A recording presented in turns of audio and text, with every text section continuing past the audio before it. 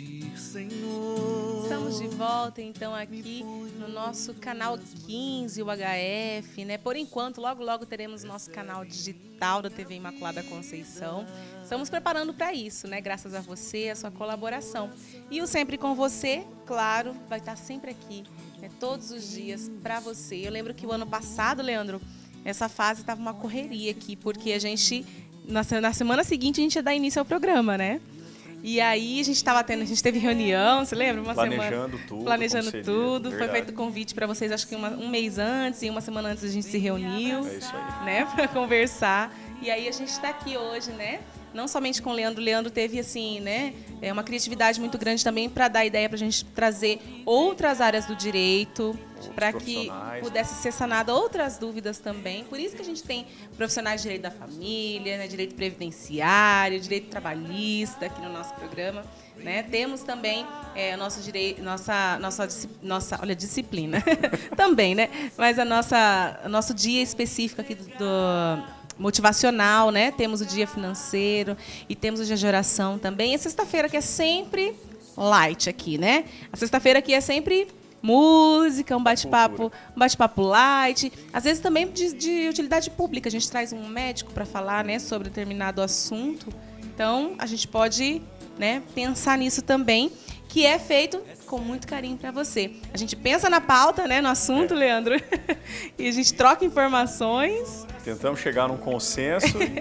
É verdade. Eu falo assim, quem está em casa vê a gente fazendo um programa, não tem noção muito assim, né, da dimensão que é por trás, né, disso. Porque olha só, esse programa aqui a gente tem uma preparação, e aí a gente vem colocar tudo isso aqui no ar. E é graças a você. E eu quero mandar um beijo para a Badia da Universitária 2, que mandou uma mensagem aqui. Ela mandou parabéns para todos os padres, né, pelo dia. Um grande abraço para mim. Obrigada, viu?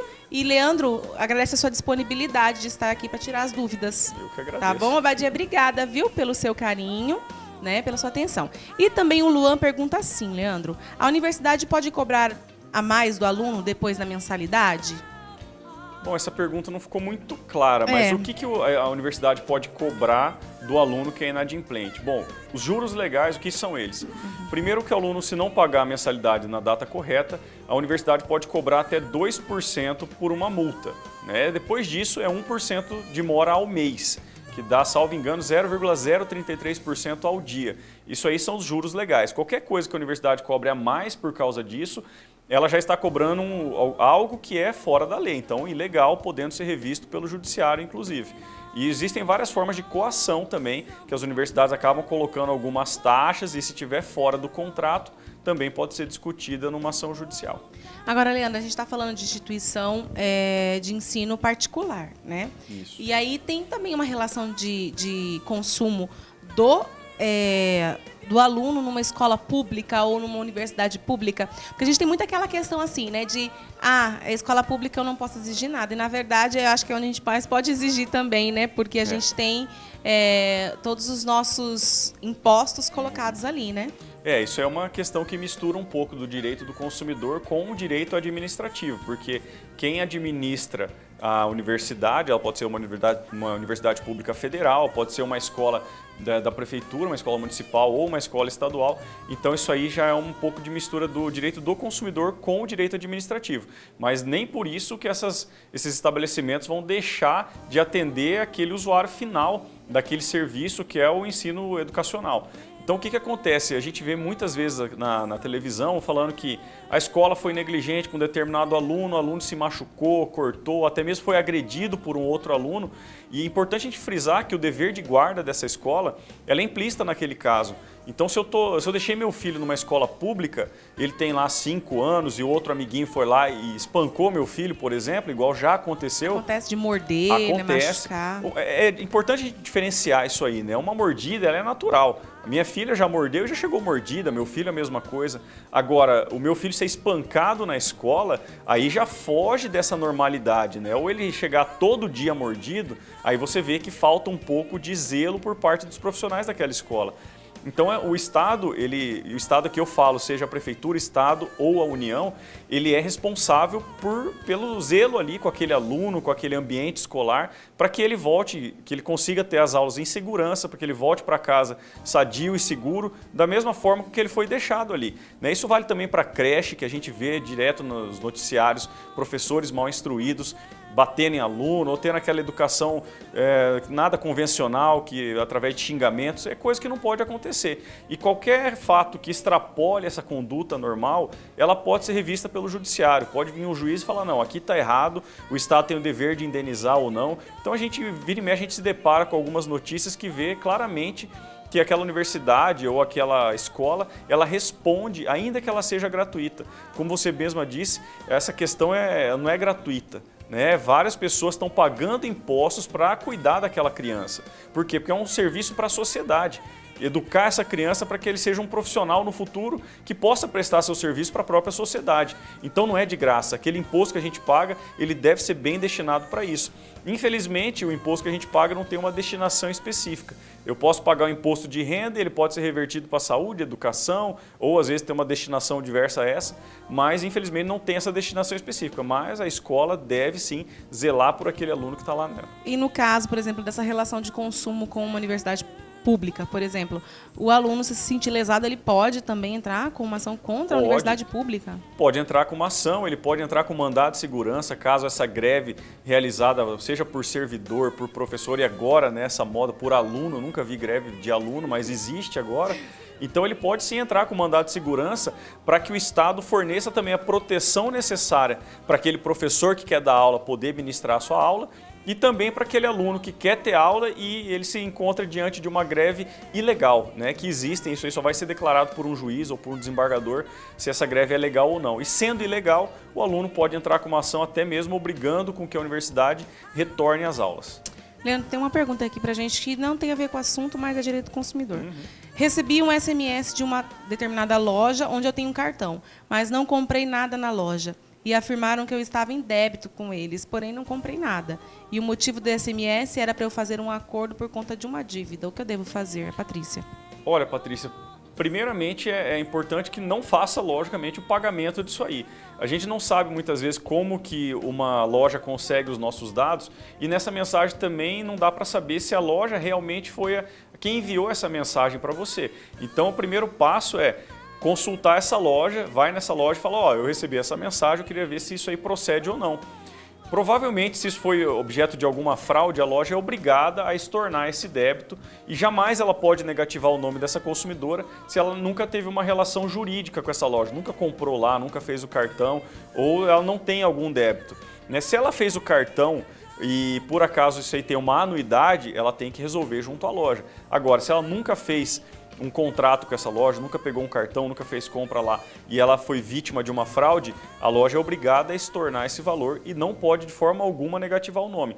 Se por acaso negativar, aí essa consumidora tem que entrar com uma ação pleiteando seus danos morais pela negativação indevida do seu nome. Mas aí ela paga a conta, por exemplo, ou não? O ideal é não pagar, porque se não pagar, ela vai ter o nome negativado. E o que acontece no meio jurídico?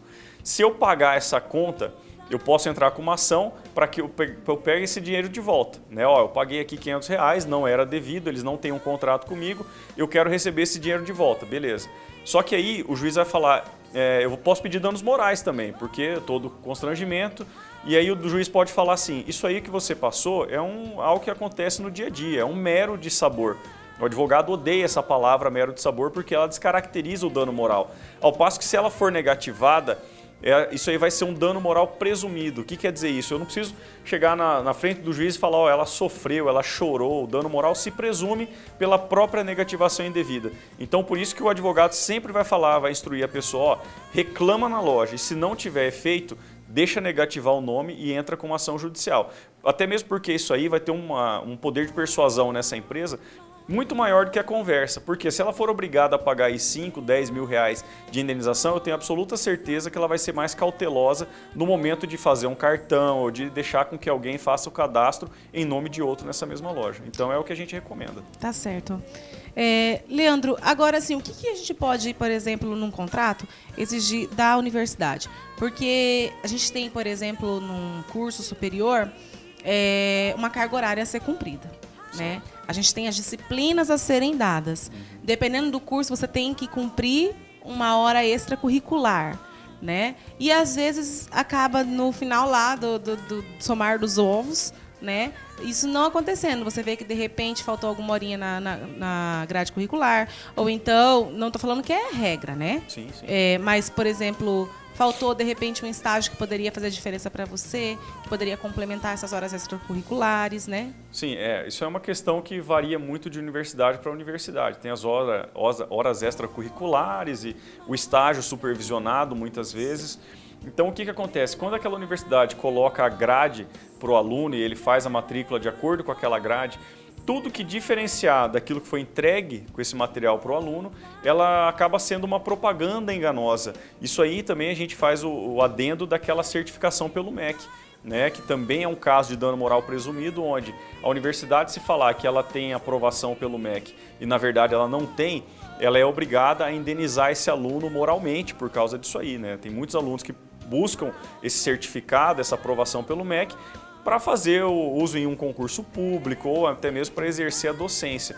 Então, quando a universidade coloca ali aquela grade, ela tem que cumprir aquilo, porque senão, se ela não cumprir isso aí e o aluno se sentir prejudicado, ele pode buscar a justiça para obrigar com que a universidade forneça aquilo que foi prometido.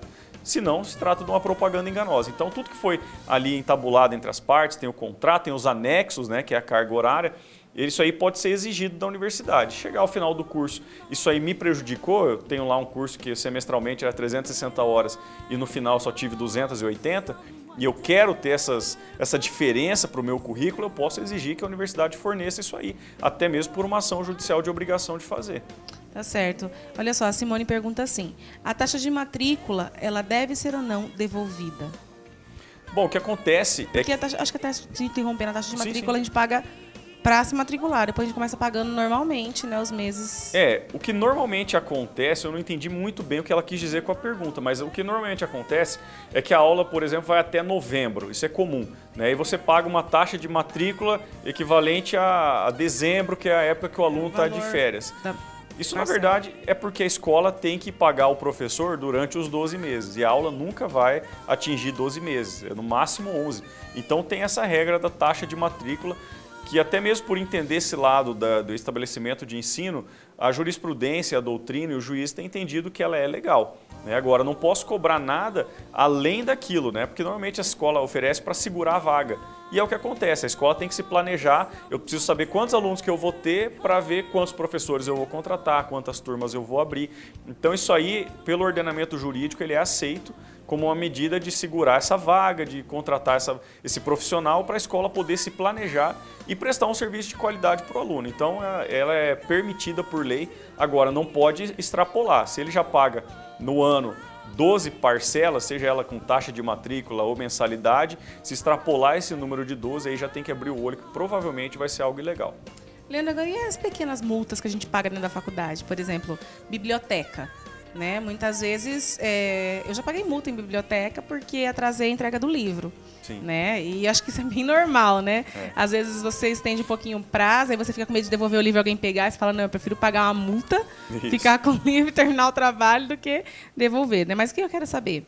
Essas pequenas multas, elas são corretas? Ou até mesmo, por exemplo, documentos que você precisa, uma cobrança de taxa além, você já paga a matrícula, já tem todos os encargos ali, né? Já ali dentro dessa mensalidade. Mas aí, por exemplo, os documentos que precisam, né? Qualquer documento vai lá, R$20, R$30. Ah, eu comprei tal coisa, né? Peguei emprestado tal coisa, se eu não pagar tem multa. É correto isso? Bom, primeiro, tratando-se dos livros, se isso aí tiver entabulado no contrato feito entre o aluno e a universidade, ela pode ser cobrada. Né? Inclusive, eu já vi casos de alunos que pagaram multa que eram infinitamente superiores ao valor do próprio livro. Mas a gente sabe que em semana de prova, livro vale ouro, né? Então isso acaba acontecendo.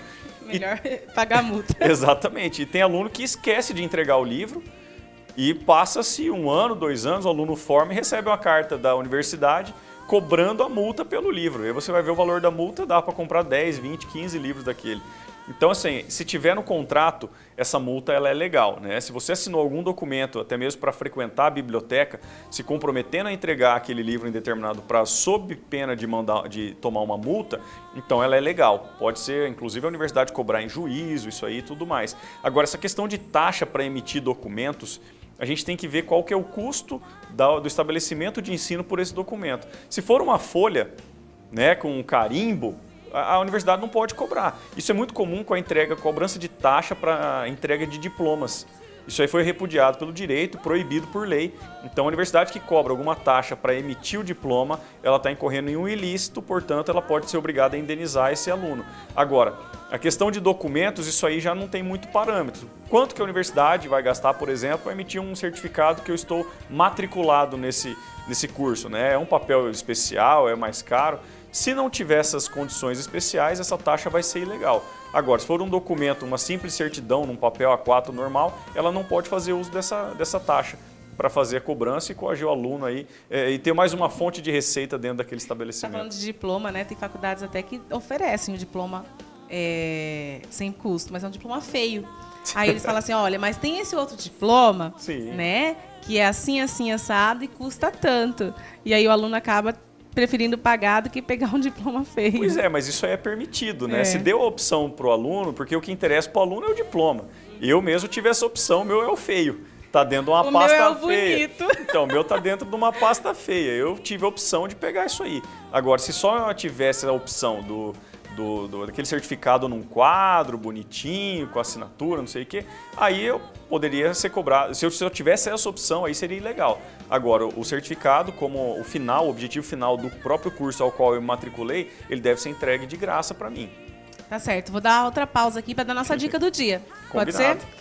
Então, olha só, gente, a nossa dica de hoje é para você recuperar o queijo que ficou duro. Sabe aquele pedaço de queijo que fica duro na geladeira? Então, é só você deixá-lo de molho no leite de um dia para o outro, que aí ele recupera, né, aquela textura. Vamos testar em casa, né? Se você testar, eu quero que você ligue para nós para contar, tá bom?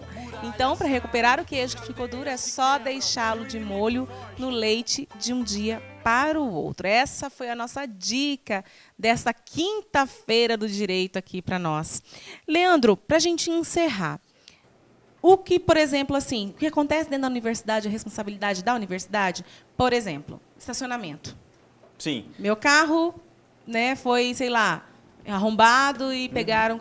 O que acontece na universidade é responsabilidade da universidade? Sim. O que acontece dentro da universidade é a mesma questão que a gente tratou quando se refere à escola, à creche pública, né? Particular mais ainda. O que acontece hoje é que tem estacionamentos. Então, se for algum problema no veículo... Você paga o estacionamento. Exatamente. O estacionamento é responsável por te devolver o carro, ressarcir os danos e tudo mais. Então isso aí é pacífico, o ordenamento jurídico, a lei, os juízes, todos falam nesse sentido. E não adianta colocar aquela placa de que não nos responsabilizamos por objetos de valor deixados no interior do veículo, né? Isso aí não existe. Se ele está lá para proteger o carro, eu posso ter uma maleta de dinheiro lá dentro. Se roubarem, ele é obrigado a me indenizar. Logicamente que eu tenho que fazer prova disso, né? Que eu tinha uma maleta de dinheiro. Então, assim, o que a gente deixa lá na universidade é a responsabilidade dela. Se eu tenho um notebook, deixei em sala de aula e isso aí é subtraído, eu não encontro mais o meu notebook, meu tablet, meu celular, é dever sim da universidade zelar por isso.